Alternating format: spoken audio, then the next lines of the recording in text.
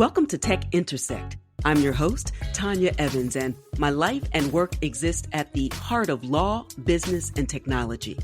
Yeah, I've earned a few fancy titles and degrees over the years, but the bottom line is I'm a writer, speaker, teacher, and lifelong learner, and I'm really excited that you've joined me on this journey. So what is Tech Intersect? Well, it's authentic, empowering conversations with really interesting guests who demystify complex topics to prepare you for the future, because your future is now. And it exists where law, business, and tech intersect. Get ready to listen, learn, and leverage. Let's get started. Hey, everybody. In this episode of Tech Intersect, I welcome my dear friend, Shayne Frederick, to the show. He is a vocalist, a pianist, composer, educator, and now a Bitcoin hodler who learned to leverage his early, consistent investments in Bitcoin to empower himself to create, produce, and shine on his own terms. Now, with performances spanning 2 decades, Shayne has been featured at TEDx, NPR's Jazz Night in America, John Coltrane Jazz Festival, the Piton International Film Festival, Musikfest, and with headline appearances at Philadelphia's Museum of the Art, the Kimmel Center for Performing Arts, Suzanne Roberts Theater, World Café Live, and the Long Beach Island Foundation, among a multitude of places where music lives. Now, in this episode, he shares a powerful testimony of self-actualization, self-sovereignty, creative and intellectual curiosity, and the ability to see the shifts in the future of wealth and to ride the wave toward fulfillment of his creative dreams. In his story, you will learn how a little Bitcoin over time can yield great results and give you options personally, creatively, and beyond. Now, before we hop into the ep, please take a moment to follow this podcast and then like, share, and comment so that others who would benefit from this content can find it. Okay, it's time to listen, learn, and leverage. Let's get started. Welcome, everyone. I am so excited to have Shayne Frederick on the show today with performances spanning 2 decades.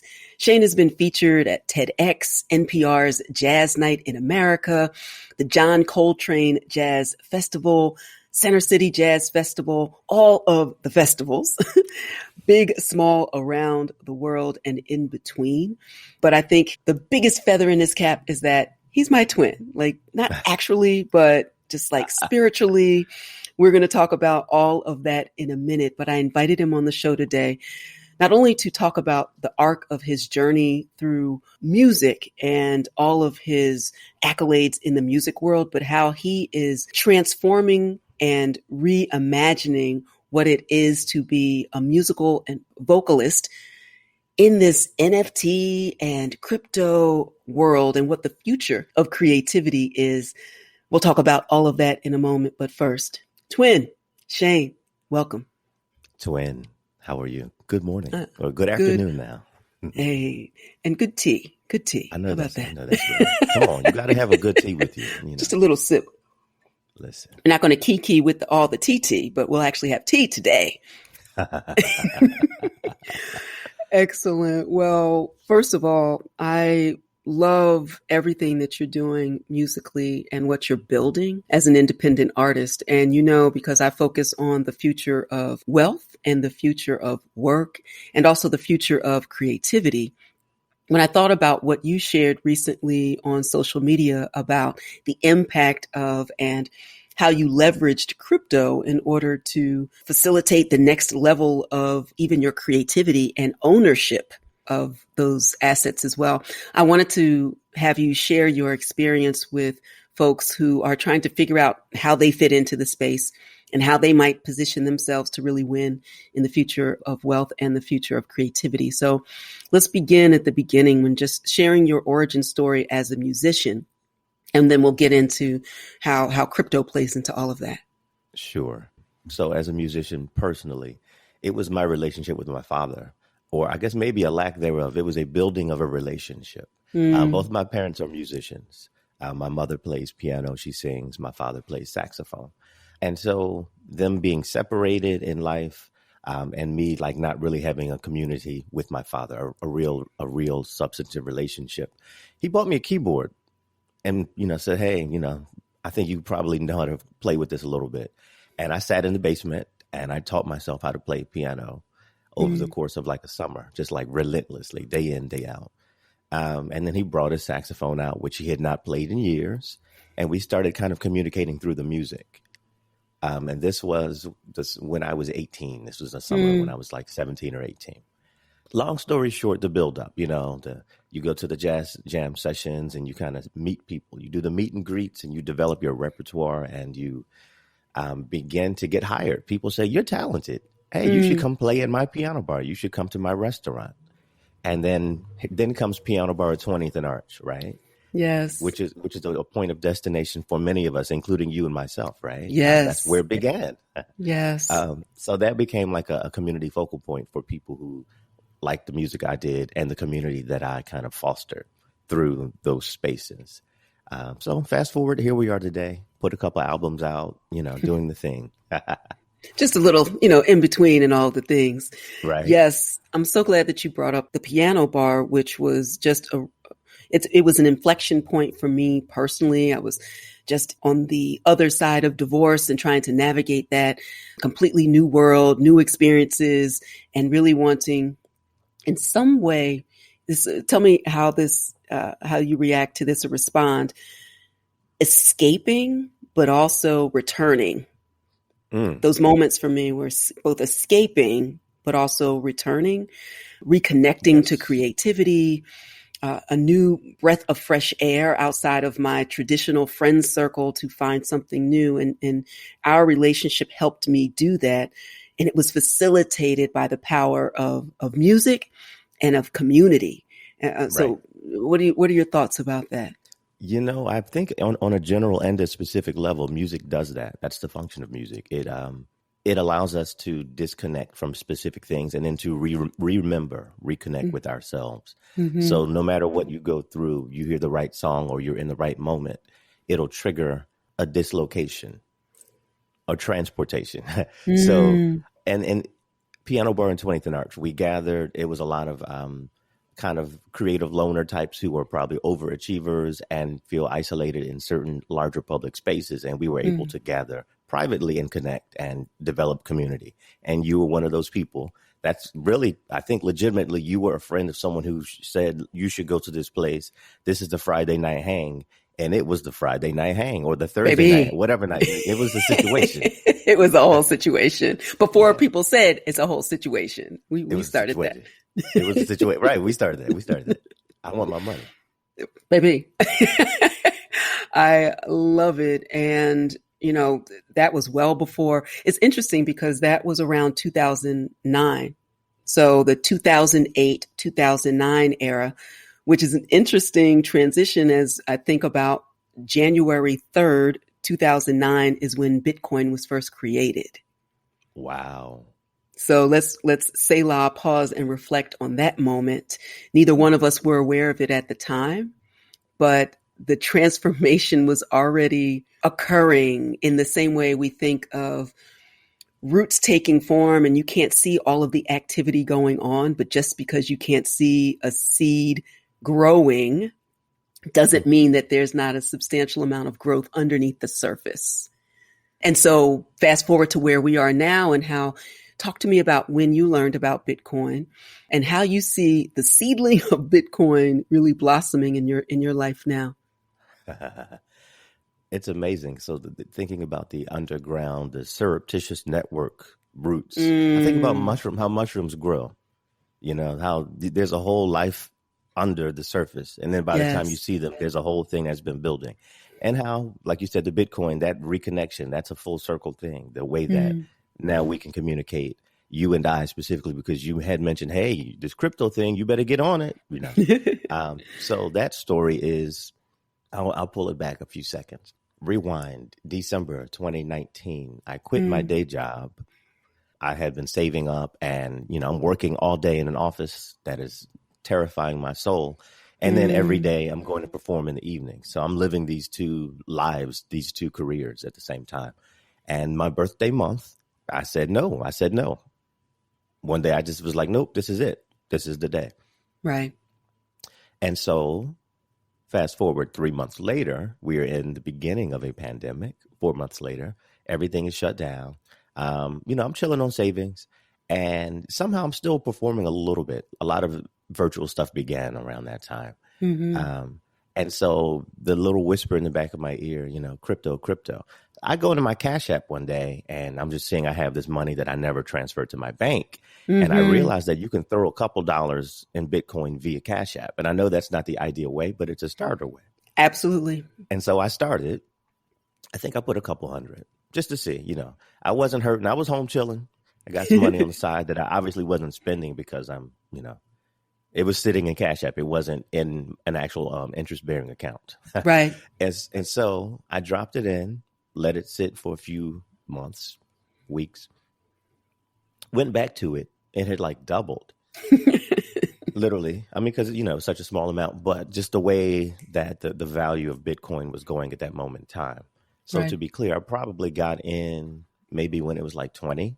I'm trying to remember if it was like 14 and then it went to 20, then it started doing these things, right? It might have been even lower than that, because I'm think about the timing. When I first opened the Advantage Evans Academy, that was June 30th of 2020. And the price of Bitcoin at that time was under $10,000. And so it was right around that point. It was literally right around that point. So my advice is go as soon as possible and go as hard as you can. Yes. Because if I had done it sooner and if I had went harder, then I would have seen more gains. But it's never too late. When you get in, you'll realize you should have already gotten it. Right. It's a new river every moment. Moment by moment, it's a new river. You got to put your foot in the river at whenever you can. Otherwise, you miss that river and now it's a new river. And you wish you would have gotten in sooner. But I utilized, let's say, toward maybe within a year, I had definitely quadrupled my portfolio. And I began to conceive of a new recording project, which I just started maybe February of this year. Mm-hmm. So I gave it let's say I did almost a full year of investing incrementally, throwing a couple hundred whenever I thought about it into the Bitcoin portfolio. Mm-hmm. And from my principal investment to the full value of my portfolio had quadrupled. I was able to pull off a corner of that and utilize that to pay for the creation of the album, which I'm just completing right now as far as post-production. And so that's, paying musicians. There were 20 instrumentalists on this project, paying for studio time, the arrangers, whoever was arranging whatever song. If I didn't do the arrangement, all the stuff that people don't know or think about unless you are really a recording artist. Right. Luckily, I could leverage my relationships with great musicians who are world-class and friends of mine and say, hey, can you do that? Can come in studio just an hour? I'll pay you $200, 150, right. 200, 250, So imagine doing that with like 20 different people, Right. I was able to largely finance this current project via Bitcoin. And that was living off the fat of the Bitcoin. I still had a whole portfolio left over. I still do, Had I started earlier, I could have had even more to play with. But that's literally the power of just pulling my money out and doing what I need to do with it. And it's ready. I wish I had invested more earlier.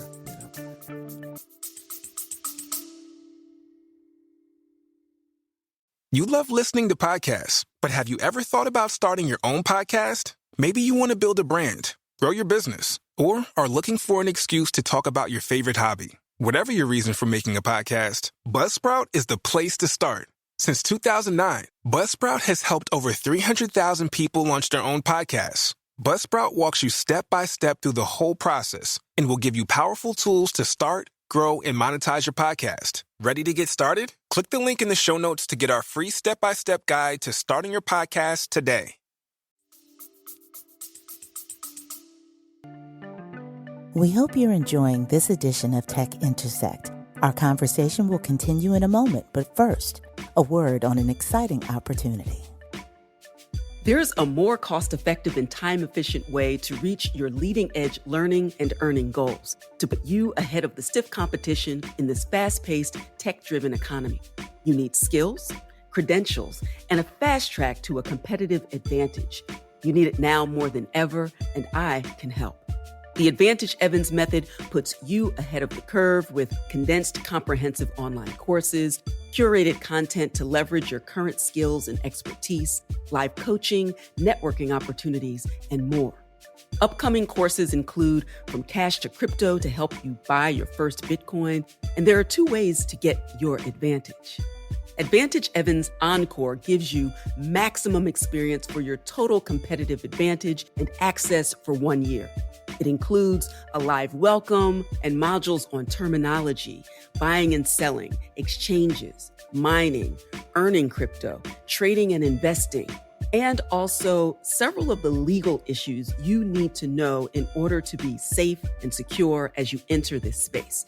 That includes tax compliance, how to plan for a Bitcoin estate, and securities laws to make sure you avoid any legal unforced errors.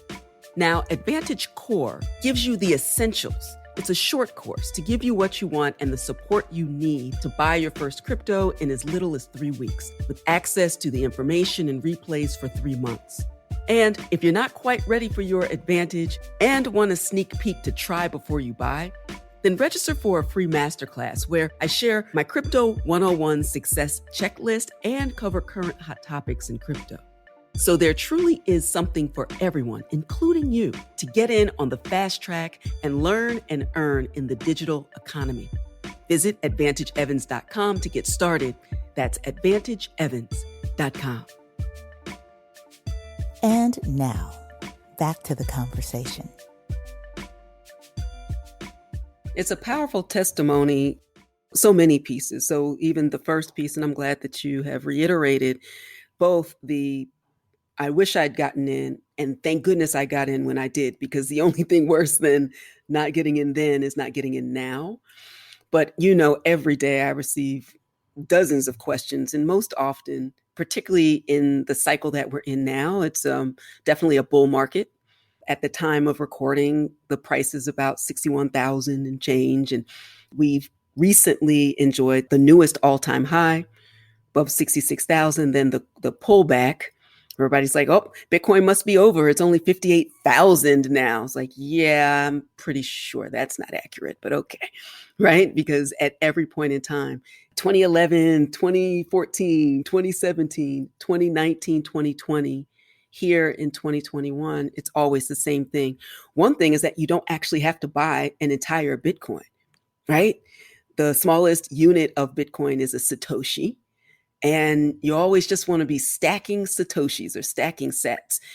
And it's for that just in case point down the future, where you can leverage the upside of it, pull it out, still have a really powerful portfolio and keep it pushing on your own terms. And that aligns very precisely with your approach to your music as well, on your own terms. So when I mention that to you, talk to me about how that hits you. Yes, on your own terms. That's how I've done my recording history so far. It's been, hey, do you have a record out yet? People asking me. Because I'm showing up at all these gigs. I'm gigging 5, 6, 7 times a week. And people want merch. They want to take a little piece of you home with them after the show. So I did my first...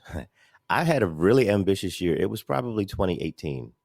And I did like 3 projects in like a year. I did a full album that I had sat on pieces of this project, put a full CD out, and then did an EP because a collaborator that I wanted to work with wasn't available. Then he was available. And I said, hey, I'm in the studio mode. Let's do this. I had the ability, the freedom, the wherewithal, the finances to finance my own projects. And I still do, which is why I'm doing, and Bitcoin was part of that for this last project. I had left my day job, full-time musician, still had enough money on the side to do a recording project during a pandemic. So I'm grateful for that. But on my own terms, I am not signed to a record label. I have collaborated and been the featured vocalist on at least 2 projects that are listed under labels. One is under Rope-A-Dope, which I believe they've done projects from everyone from Snarky Puppy on down. and then there's outside in music. So I've done some vocals on 2 projects as the soloist, as the featured vocalist. And so I kind of have a relationship with those labels, which I may want to leverage when I put this next project coming out. Right. I'm interested in kind of shopping the project instead of being my own distributor. I'd love to get, a label behind me and push it in the direction that I don't necessarily have the, I guess the social capital. We're talking about social capital and Right. promotional resources. Yeah, that's, when you think about the intermediaries in music and, to align this with our discussion about intermediaries in finance as well, it doesn't have to be an either or, but a both and, but you come to the table with a unique strength because of what you've already done. That means that your negotiating and bargaining power at the table will move the needle in ways that it could not do before. Yeah. It's a buildup. I'm not the same artist I was 15 years ago. I have a lot of stuff behind me. You saw that bio. Right. And I'm not, just talking myself up, but like literally in life, all you get is more experience. Yes. And as an artist, they're looking for artists who have experience, social capital, a product, a vision. I have all of that. Right. I just want your money. Let's go. Right. I got my own vision. I got my own people. I can call my own people. I have cinematographers and videographers and photographers and arrangements. I got horns and harps and pianos. I just sign me up. If you want a piece, I can keep doing this by myself. Right. Let's do this distribution deal, and then otherwise just stay on the sidelines and let me be great. Yeah.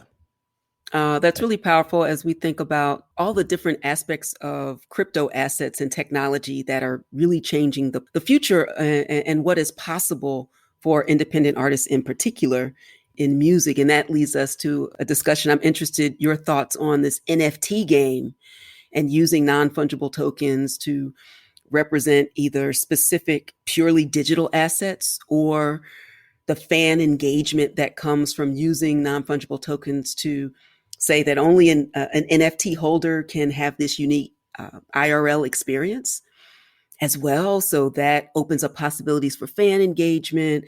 That opens up possibilities for maybe a unique token holder selling that. We're not going to call it a Shayne coin. I don't know if we could talk about that, see what we might do, baby. But thinking about how you engage with non-fungible tokens for fan experience, for opening up new market access on a peer-to-peer basis with people who may not have ordinarily had an opportunity to engage with your music. I give a shout out to Latasha, who's this brilliant rapper in the space who is moving the needle with her unique music videos. And, she's dropping bars with crypto. And so it's a really powerful thing. What are you thinking about the future is with you and engaging in that type of technology? So I've had a few discussions with 2 different, one is a visual artist and one is another musician. And so people have their eye on this. I'm open. I'm trying to, begin the process of exploring that. I'd love to incorporate that. I mean, I think that's where we are. There's still analog. There's still all of that live music experiences. But if the technology is here, perhaps I should utilize it as a way to engage, new fans, old fans, to enrich the experience, to maybe give levels and hierarchies of engagement, as in, if you do this, you get this. If you do this, you get this. You get the CD, you go to the show, Right. Bam, give you levels of vibes. I'm open. I love it. I'd love to make sure that people are engaged, and I want to be somewhere near the forefront of that. Yes, on the leading edge, because it is a wave, right? So we're either going to ride the wave or get washed away.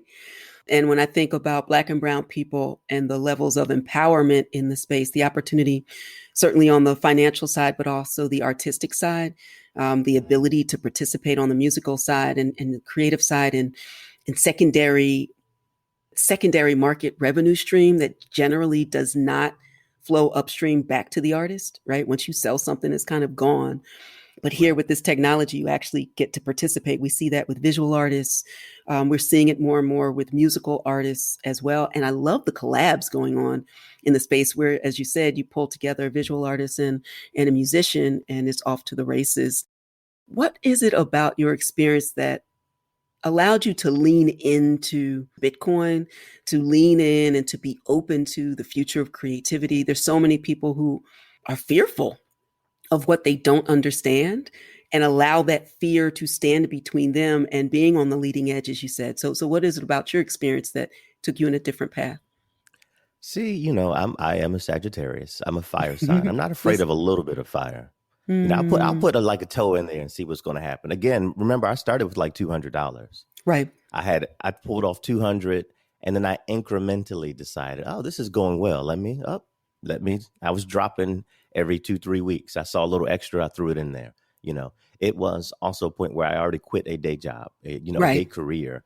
And when you're in this place where you have nothing to lose, you have all to gain. And so you're willing to do certain things again, if you can't gain, you can't get the interest if you don't put the risk up, And so I was willing to play with it a little bit. I think so, rather intelligently, cautiously. Right. But sometimes, as they say, you got to throw caution to the wind. So I just, I had an inkling. I also know you're a smart cookie, and you personally. And as someone who was talking about it, I said, okay, let me see what's going on with this thing. Let me check it out. Because I know you tend to be kind of risk averse. Absolutely. Right. And I think this is part of our connection. Part of our connection is that we don't make stupid decisions. It might be a little silly, but we're going to catch it. And the logic is going to catch up and be like, no, baby, step back. Let's go. Logic is going to come in and you're going to break that thing open. Right. But yeah, so it was a willingness. I was in a phase in my life where I was willing to do a lot of things because my whole life, my shift began December 2019 before everyone else's shift started February or March 2020 when the world as we knew it ended. I had already shifted my mind. And so I was willing to do things that I may not have necessarily done a year prior. I love that because it really does come down to this idea of a mindset shift. And it's a really exciting time. It's also fraught with a lot of uncertainty. And most people, myself included, I'm not here for uncertainty or things that I can't reasonably predict. But what I did see in this space is the whole new world of possibilities where there's empowerment on the other side of the learning curve that is required to start to trust myself with my finances, with my career path, and with creativity. Quite frankly, we are living in a world where we are literally seeing the next wave of technology build out things that we'll look back 10, 15 years and say we were there when it all began to take shape. And being on the front side of that is a really exciting thing to be because of the empowerment opportunities for artists like you, for educators and creatives like me. And it has changed, listeners, you already know how it's changed and transformed my life. I really wanted you to hear from a creative about how this is actually happening for people who are making decisions to invest in Bitcoin today or crypto so that it really is creating a way for them to, on their own terms, create in the future. Yeah. It's capacity building. It's you recognizing what you have the capacity to do and activating that. That's really what it is. And I mean, for me, that's every element of my life, every aspect of my life. Crypto was just part of that. That was just another element, another terrain in which I was able to kind of step into that. But I mean, artistically, I had to find the capacity and then step into that. Yeah, that's my final thought. Well, you have stepped boldly into the future. You know that the future is now. Tell people more specifically about your project and how they can learn more about you and your work. Sure. So I have 4 recording projects completed. The first project was called Lovesome, Lovesome. These are all widely in distribution. So Tidal, Apple Music, Spotify, etc. So there's Lovesome, Gleaming, Blacklight, Evergreen, and the new project that I'm going to be releasing, whether I'm releasing it or a label. Let's go. We don't know yet. Yeah, I'm going to start dropping like singles. Like I might drop a single by the end of this year, like December. Full project I intend to have out by spring, and it will be entitled King. Of course it will. It's a great global diasporic world music influenced jazz with 1 million different people on it, and it's all vibes. It's vibes. We got Haitian vibes on it. We got Cuban vibes on it. It's vibes. You gotta check it out. I'm excited. You're like rocking back and forth, like you're about to break out into song. So please don't let me stop you with that. I was like, oh Lord, is he about to break out? What's No, happening? that was All of a sudden you close your that was eyes. the Negro spiritually. That was the Negro spiritual in me. That was the weight in the water. Yes. Look here. If you want to hear this vibrant, melodious message that comes from this amazing, amazing vocalist, that's going to cost you. And Okay. I want you to start at vshayne.com to learn more. I'm going to drop that in the show notes as well. My brother, my twin, My sister, Diva. love it. I love everything that's going on, and I'm looking forward to big things That's right. in the future. So thank you for spending this time with me. Thank you for having me. Whew, what a fantastic conversation. I love all of this winning and all of the wisdom. And I hope that you'll find your own possibilities in Shayne's magical but intentional journey. Because it's one thing to read about use cases for crypto, but it's another to hear actual testimonies of how crypto, especially Bitcoin, can change mindsets, careers, and options. It's all about recentering power into the hands of the people. The technology exists, and so does the education necessary to get you from where you are today to where you can be. So choose one thing you will do today and do it. Do it now. And like Shayne, you'll thank me later. Before we sign off, please take a moment to like, comment, and share this episode and this podcast with your networks. Follow me on social medias and let me know what topics you'd like to hear more of and who you want to hear from. All right, that's all for this episode. Until next time, continue to shine. Stay in touch with host Tanya Evans via your favorite social media. On Twitter at Tech Intersect and on Instagram via the handle Tech Intersect. This podcast has been produced by Stephanie Renee for Soul Sanctuary Incorporated.